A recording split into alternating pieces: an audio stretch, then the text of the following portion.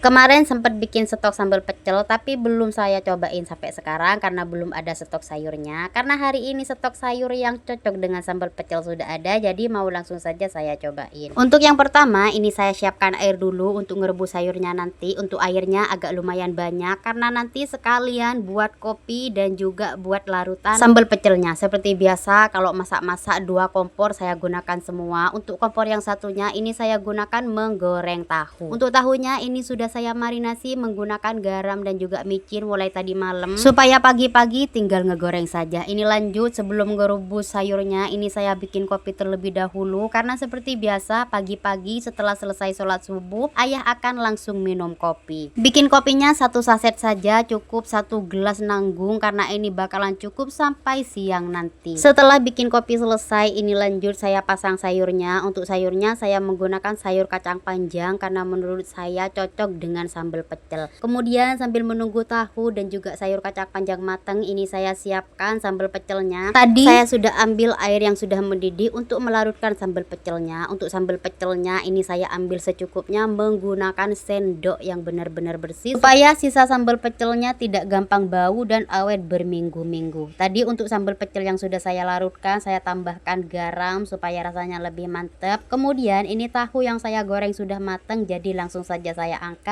karena minyak sisa menggoreng tahu akan menggoreng lauk yang selanjutnya. Dan untuk kacang panjangnya karena sudah matang jadi langsung saja saya angkat dan langsung saya tuang ke baskom yang sudah saya siapkan. Kemudian untuk lauk yang kedua ini saya menggoreng tempe. Untuk tempenya saya sengaja goreng tepung karena menurut saya sambal pecel itu cocok menggunakan lauk tempe goreng tepung dan juga tahu. Apalagi kalau misalkan ada bakwan sayurnya maka lebih cocok lagi. Karena berhubung sayur sop di kulkas lagi kosong jadi bakwan sayurnya saya skip saja. Untuk lauk hari ini hanya ada tempe dan juga tahu karena saya skip ikan ayam dan juga ikan laut karena menurut saya sambal pecel itu kurang cocok kalau misalkan dimakan dengan ikan laut dan juga ikan ayam. Tapi kembali lagi ke selera masing-masing karena setiap lidah seseorang berbeda-beda. Dan ini ceritanya Mas Aska sudah berangkat sekolah, saya sudah selesai bersih-bersih, sudah selesai jemur baju karena nungguin ayah istirahat kerja masih agak lumayan lama. Ini sekitar jam 8-an sedangkan ayah istirahat kerjanya sekitaran jam 9.